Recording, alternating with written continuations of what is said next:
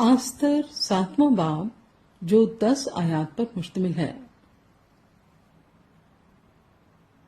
सो बादशाह और हमान आए कि आस्तर मलका के साथ खाएं पिएं, और बादशाह ने दूसरे दिन ज़याफत पर मैनोशी के वक्त आस्तर से फिर पूछा, आस्तर मलका, तेरा क्या सवाल है?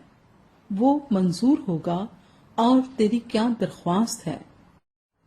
आधी सल्तनत तक वो पूरी की जाएगी। आस्तर मलका ने जवाब दिया, ऐ बादशाह, अगर मैं तेरी नजर में मकबूल हूँ और बादशाह को मंजूर हो तो मेरे सवाल पर मेरी जान बख्शी हो और मेरी दरख्वास्त पर मेरी कौम मुझे मिले, क्योंकि मैं और मेरे लोग हलाक और कत्ल किए जाने और नेस्तो नाबूद होने को बेच दिए गए हैं। अगर हम लोग गुलाम और लौंडियां बनने के लिए बेच डाले जाते तो मैं चुप रहती, अगरचे उस दुश्मन को बादशाह के नुकसान का मुआवजा देने का मकदूर ना होता।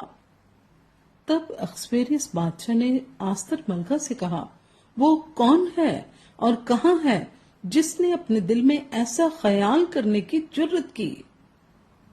आस्तर ने कहा, वो मुखालिफ और वो दुश्मन, यही खबीस हमान है।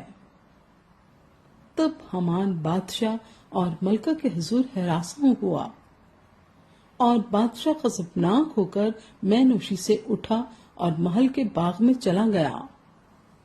और हमान आस्तर मलका से अपनी जान बख्शी की दरख्वास्त करने को उठ खड़ा हुआ, क्योंकि उसने देखा कि बादशाह ने मेरे खिलाफ बदी की ठान ली है। और बादशाह महल के बाग से लौटकर मैनोशी की जगह आया और हमान उस तख्त के ऊपर जिस पर आस्तर बैठी थी पड़ा था।